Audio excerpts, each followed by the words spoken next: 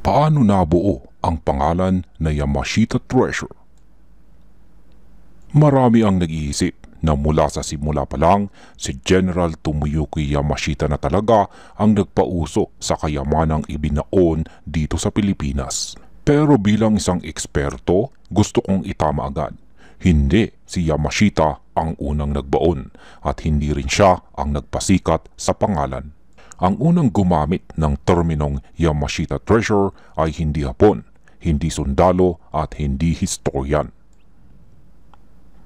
Siya ay si Ferdinand Marcos. Ginawa niyang branding ang pangalan ni Yamashita para pagsama-samahin ang lahat ng kwento tungkol sa ginto, maliit man, quick deposit man o emperor tunnels.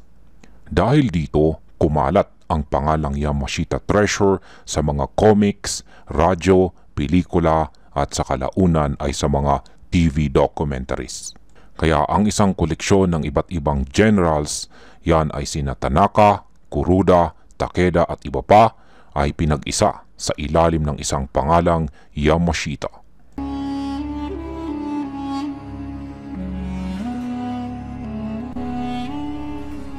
Para maintindihan ng mga baguhan, hindi lang hunting ito, politika ito.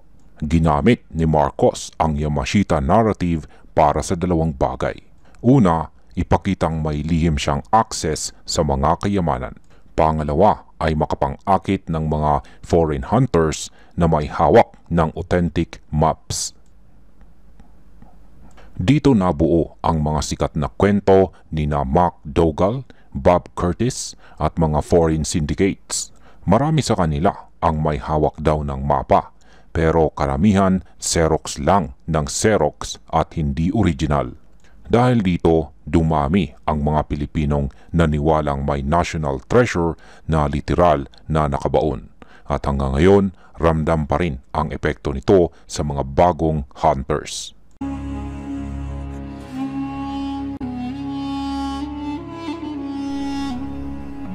Kapag nagtatanong ang isang baguhang hunter kung bakit parang natural na naniniwala ang mga Pinoy dito, simple lamang ang kasagutan. Yan ay walang iba kundi dahil sa kultura. Lumaki tayo sa mga kwento tulad ng nakatagong yaman, swerte, destiny, reward sa paghihirap at mga alamat ng ating ninuno. Dagdagan mo pa ng trauma ng digmaan at hirap sa buhay, kaya ang ideya ay nakatagong ginto ay nagiging pag-asa. Hindi lang treasure ang hinahanap, kundi buhay na mas magaan.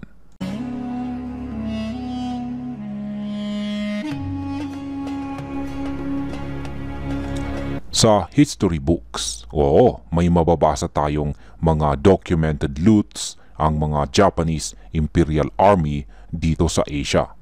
Ang mga loot na ito ay binubuo ng ginto, alahas at mga antique artifacts. Si General Kuroda ang siyang pinakamatagal dito at hindi si General Yamashita. Si General Tanaka naman at iba pa ay nagbaon ng kanilang sari-sariling mga deposito.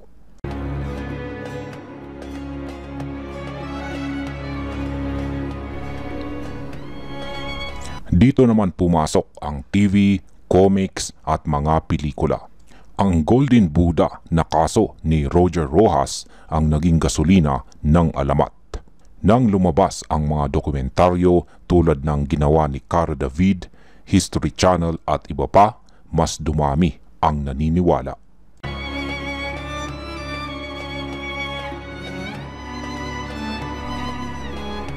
Ngayon ay sino ba talaga si Yamashita? Si Yamashita ay isang general. Kilala siya bilang Tiger of Malaya, mahusay sa military strategy. Dumating lamang siya dito sa Pilipinas nang malapit ng matalo ang Japan. 6 na buwan lamang siya dito. Pero dahil siya ang huling senior general dito, sa kanya naipasa ang alamat.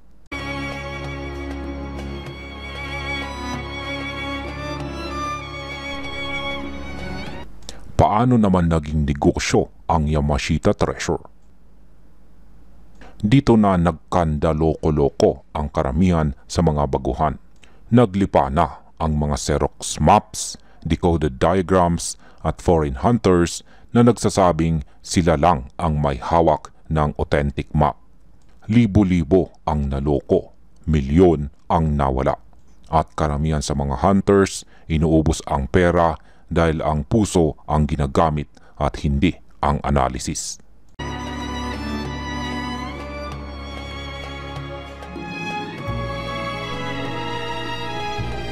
Ang quick deposits at ang emperor bunkers. Bilang isang treasure hunter, ito ang pinaka-importanteng dapat maintindihan ng mga baguhan.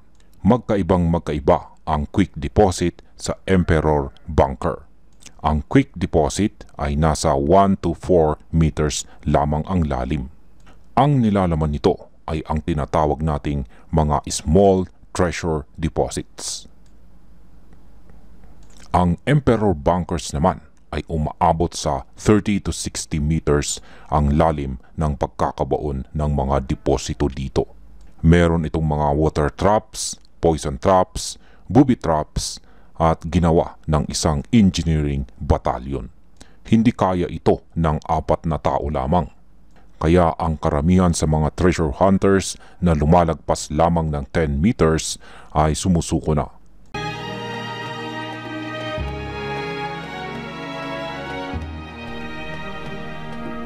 Ang Yamashita treasure ay hindi lang tungkol sa ginto. Ito ay bahagi ng collective memory natin pagkatapos ng gyera. Ang Hapon bilang kalaban, ang Pilipino bilang survivor at ang ginto bilang simbolo ng pagbangon.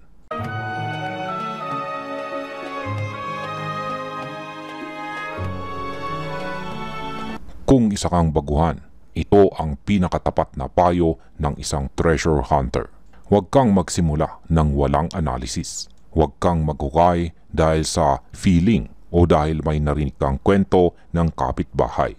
Humanap ka ng mga taong marunong sa marka, pagbasa ng lupa, kasaysayan, decoding at mga engineering logic.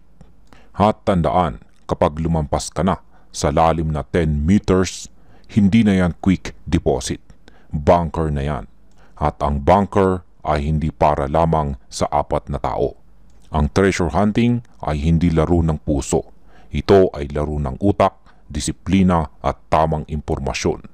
Kung mali ang proseso, pera ang mauubos.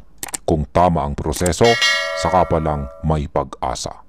Maraming salamat sa panonood at happy treasure hunting sa inyong lahat.